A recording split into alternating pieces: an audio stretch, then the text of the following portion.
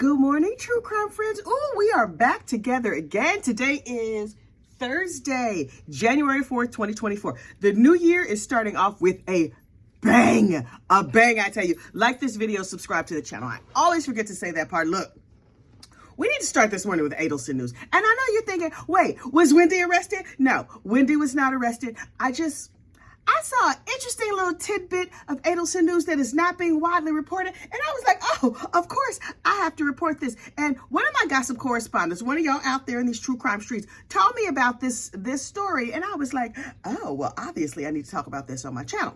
And that is that Misha Janis, now you're like, who is Misha Janis? Misha Janis is another YouTuber. She's a lawyer and she has a little channel and she talks about CTA. No, not the Chicago Transit Authority. She's over there talking about the Corporate Transparency Act. And I'm like, oh, I know a little something about CTA. It's making my life miserable right now at work. But Miss Janice, very nice lawyer. Hey, Janice girl, I hope you're watching this. Has a little channel where she's doing her little legal law thing. Okay, whatever. But she's also a true crime fan. Turns out she's also one of us. Child, she's nosy. She's real nosy. So what she did was she went over to the, what's the name of the street? The Tortugas Lane house. That's where Charlie Adelson was one of Charlie Adelson's houses. I'm not sure if that's where he was living when he was arrested. The house is all empty and listed for sale or rent or something. Miss Misha just took herself up in there and gave us all a tour. And I was like, oh, Miss Misha, come through. Let me lean in. Let me see how many bathrooms. Let me see, why is there a big fish up on the wall? So I'm going to post a link to Miss Misha's channel so you could go be nosy too and look at Charlie's house. It was gorgeous, really beautiful. And for the life of me, I cannot understand why he would be willing to give up that gorgeous palm tree life for prison. You know what? I saw the Whale Harbor house and the maintenance on that house was really not what it needed to be. But this is what I don't understand. Even in the less posh Whale Harbor house, I'm sure he'd rather live there than over there in the prison, courtesy of Florida State. He has permanent residency, so he's not going to have to worry about a thing. All his meals are going to be taken care of. His housing is going to be taken care of. His medical, his regular beatings are going to be taken care of. They got that all covered. So shout out to Miss Misha Janis. We're going to post a link to her channel. Go on over there and be nosy. I know you want to because you're nosy just like I'm nosy. That's why you on this channel. Look, hang on. We 2 seconds in, I done talk my throat dry. I have 1, 2, 3, 5 stories to cover today. Normally I only do 3. It's a lot happening. Overnight in Las Vegas, no, yesterday afternoon in Las Vegas, a judge was attacked. I know you have seen this video. This video is all over the internet. Here's the thing. Most people are showing like the 2-minute version of the video where the defendant literally leaps over the bitch and lands on the judge and starts like fighting her because he's a dissatisfied customer with his sentence. Court TV a couple of hours ago has just in breaking news. And I was like, okay, Court TV, I'm leaning in.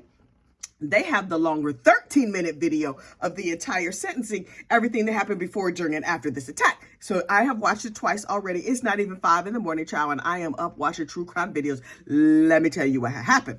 So this gentleman, this Mama Luke, that means idiot. I think that's Italian, child. I don't know. This Mama Luke was over there in the court and he has a whole bunch of felonies, but he also has mental health issues. Okay, who among us doesn't have a little touch of something? Now, we don't have that like I'm gonna attack a judge touch of something. We got that like, ooh, I feel sad sometimes touch of something. So this man has an extensive criminal record, but Las Vegas is very progressive in that they have a mental health court. I think this is brilliant and very progressive and just like demonstrates a level of compassion that I was not really expecting from any judicial system. So Mr. Dion had been over there in the mental health court a couple of times, but he kept beating people up and committing crimes and doing all kinds of crazy things. Well, he's 30 years old, does not have a high school diploma. So recently he moved back in with his foster mama, and she was like, okay, Dion, you're going to go to court on Wednesday, and this is what you're going to say. You're going to tell the judge that you got a new job. And he was like, mama, listen, now I'm surmising now because I was not at the house. I don't know what happened, but based on what unfolded in court, this is what I believe happened. So the foster mama was like, they call it loading your lips, right? When you tell somebody what to say, and then it's supposed to spill out of their lips. So mama's over here at the house, and she's loading his lips. Okay, Dion, baby, this is what you're going to do. You're going to tell the judge you're sorry. You're going to explain your criminal history, and you're going to say you always try to do the right thing. Okay, and he was like, yes, mama, I can do that. And you can explain to the judge that you just got this new job. You're a Teamster, and you're going to do Teamstery things. I imagine that means driving a truck or something in the movie business, child. I don't know. So he's just like, yes, mama, yes. So they get to court. And the prosecutor is like, this mama looked at a whole bunch of bad stuff. And so the judge was like, again, I'm summarizing. The judge was like, okay, Mama Luke, please step forward. Would you like to say anything on your behalf? And the judge is like, everybody's sitting there doing their job. They bored. The little court reporter, all the bailiffs. Then they bring in like a whole raft of criminals, with the chains. You hear sound like Jacob, the ghost of Christmas past, like chain, chain, chain, chain. Well, all the chains, a whole bunch of chain prisoners together come in. Okay, the little prisoners go, they sit down. She's like, so the Mama Luke gets up. He says everything his mama told him to say. I'm a Teamster. I always try to do the right thing. I never stop trying to do the right thing. He must have said I never stopped trying to do the right thing about 12 times. And she was like, But sir, have you seen your criminal history? And then she's like, I guess you lived it, so you know it. So, there's battery, there's robbery, there's a whole bunch of domestic violence, there's this, that, and the third. And he's like, yes, Your Honor, but I never stopped trying to do the right thing. And she was like, okay, you've been to mental health court several times, and that really has not worked. And he was like, Your Honor, don't send me to jail. And she's like, I think you really need a taste of something else. And so we're going to go ahead and sentence you. And then you see that this dude, Mr. I always try to do the right thing. Was the right thing cussing out the judge? Because when your mama was telling you stuff to say, I don't think that she mentioned calling the judge out her name. Because he was like, this B word, this pollinator. And then, listen, the athleticism was truly admirable. Maybe he should have used all of that energy to run track or something like that. Like a superhero, like a villain, he flies over the bench. Now, you see the bench is sitting up real high.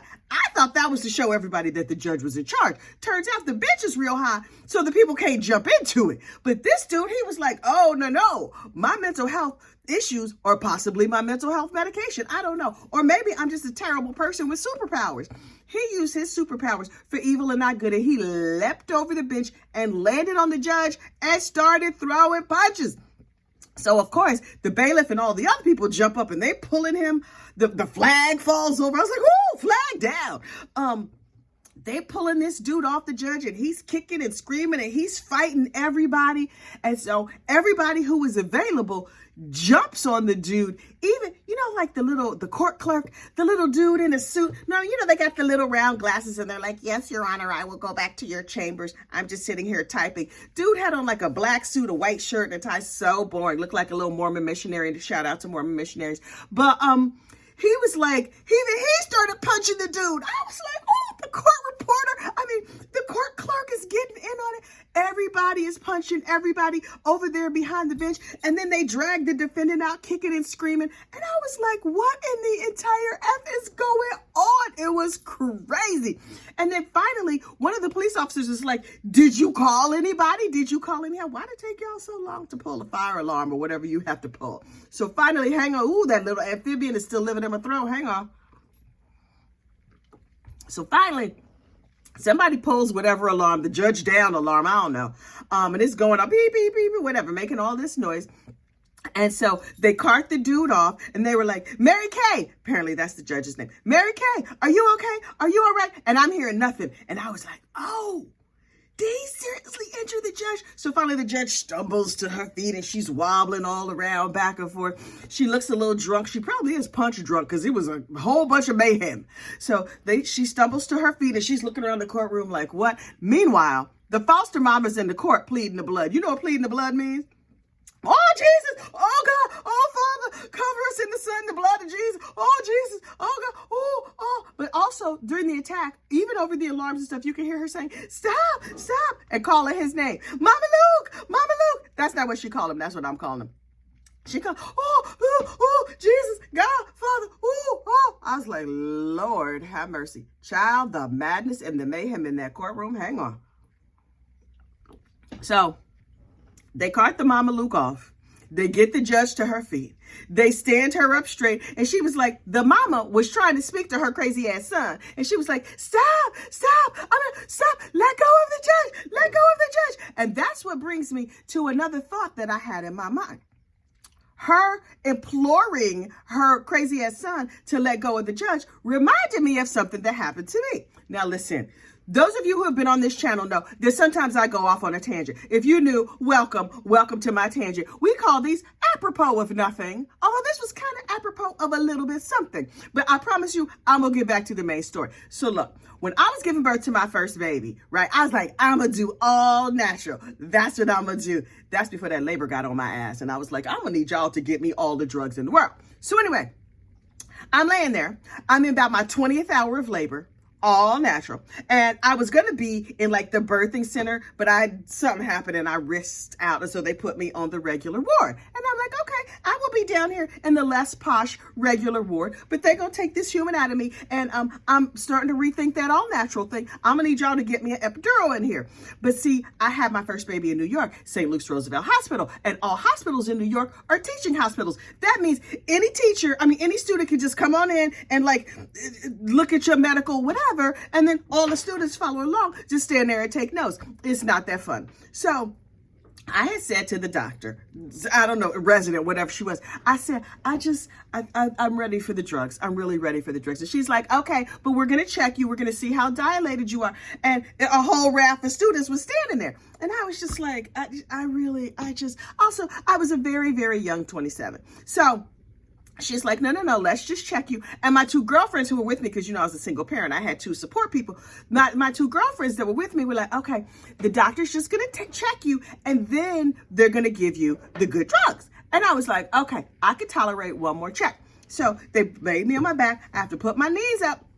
And of course, open my knees so the doctor can check me. But there's a sheet over my knees because, privacy. So the doctor, I see her head go down under the sheet and all I feel is pain. Now listen, I have told this lady that I'm hurting. I have been in labor for 20 hours. I've had enough. I have already asked for the judge. I said for the drugs. I said I did not want to be checked, but she talked me into one more time and she did something and it hurt and I just couldn't take it. Child, 20 hours in. So I clamped my knees over her head, trapping her under that sheet down in my nether regions where the baby was going to come out. And all I see is her arm going like this, and she's trying to get free.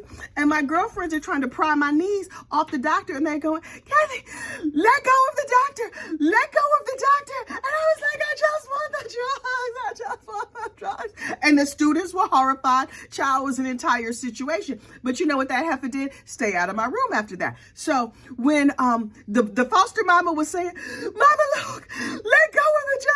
She was screaming like, let him go. It reminded me of the time that I was in labor and I had to regulate. I had to let that doctor know. No means no. So after that, I didn't see her for the rest of my labor. I did see her the next day and she's like, you remember me? I said, I remember you. Do you remember me? She's like, oh, I remember you. I was like, what you here to do? And so she was like, no, I just wanted to know how you doing. I'm just checking on you this one. She didn't touch me for the rest of that hospital stay. Sometimes people need examples to learn. Now, back to our regularly scheduled true crime. So, this judge got, she had a very bad day. Dogs! It was a Wednesday. It's just like a regular Wednesday. This lady just over here trying to do her job. She did not expect to get attacked by a crazy man in the court. Something tells me, Mr. I always try to do the right thing. Sir, that was not the right thing. And something also tells me you're going to go to jail for a long time. You might have got life from that little move. I don't know how they do in Las Vegas with sentencing or whatever. Something tells me that's not going to go good for you.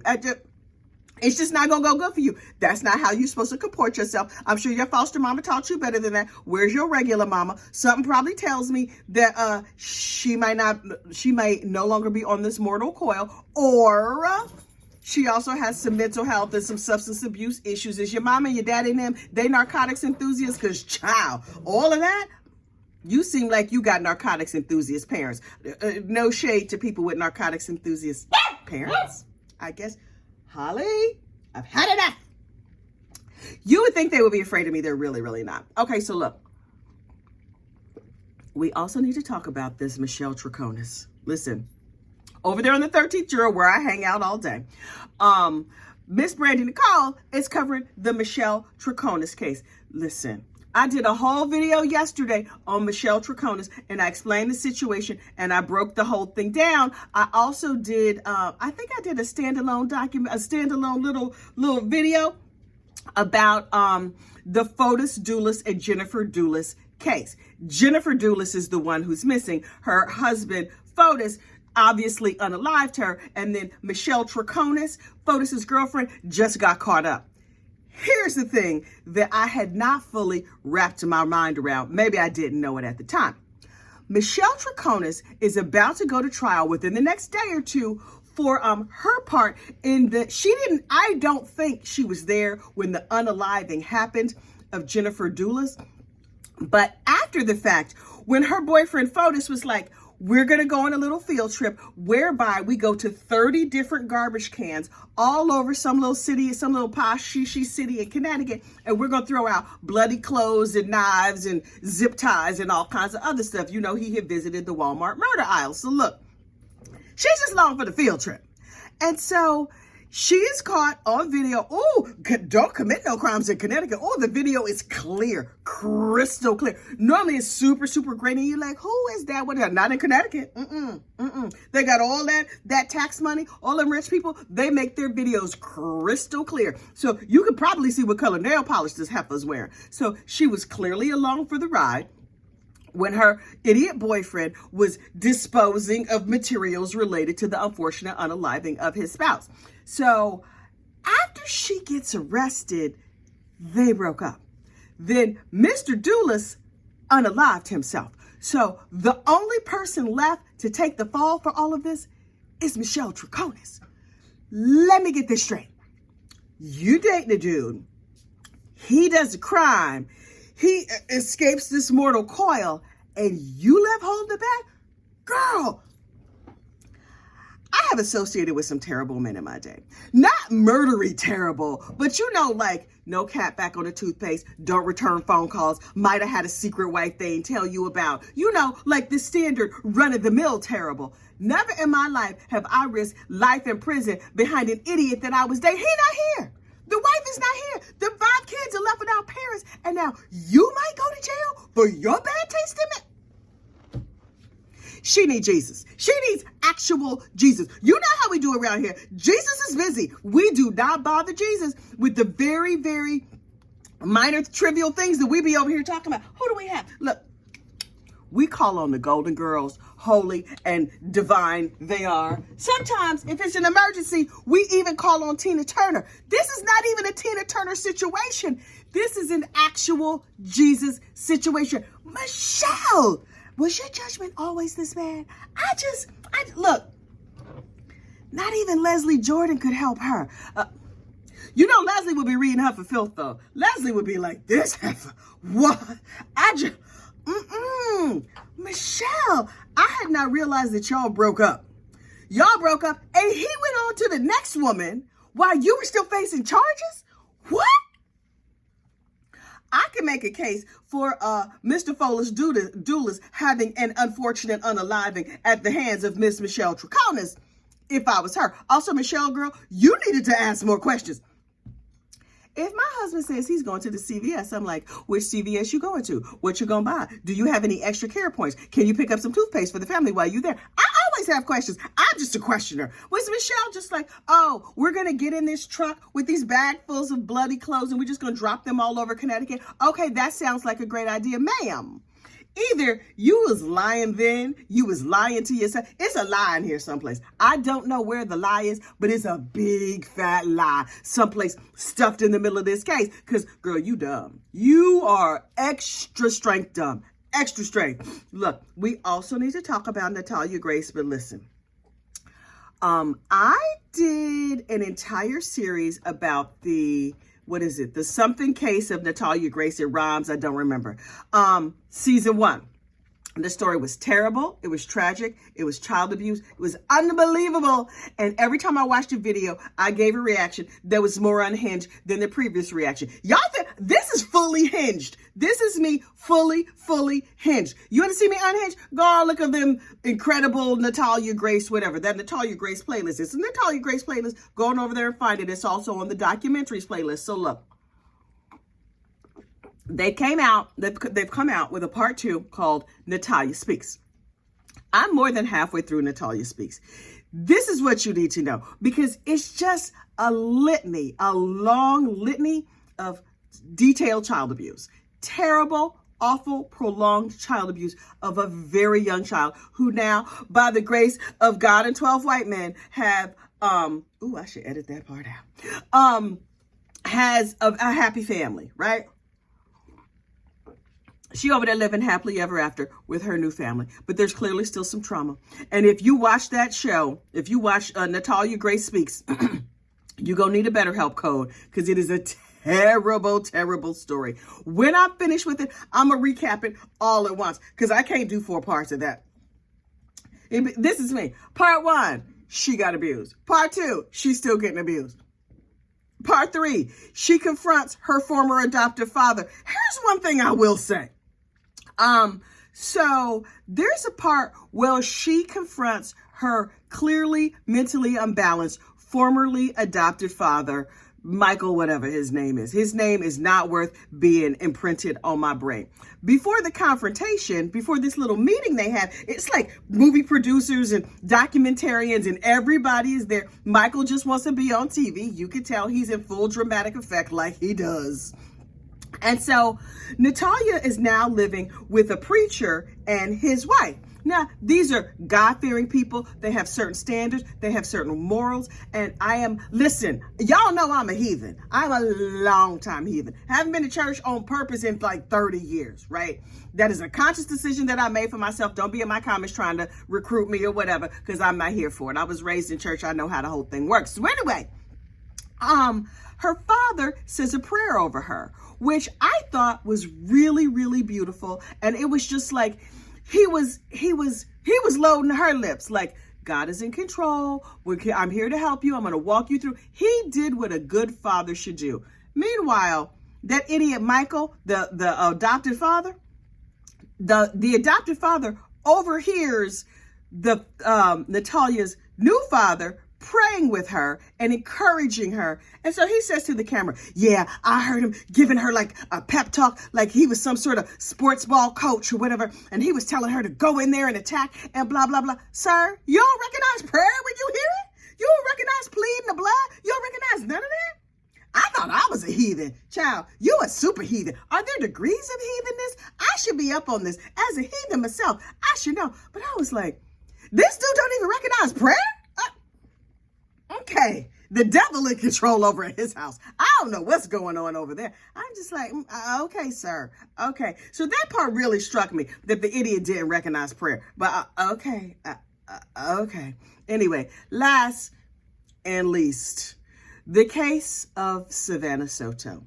Look, I covered this in members only because I had some thoughts that probably should not be expressed out loud about Savannah Soto, her family, her boyfriend, everybody, everything. This is the girl who was 19 years old, 9 months pregnant, and she was unalive.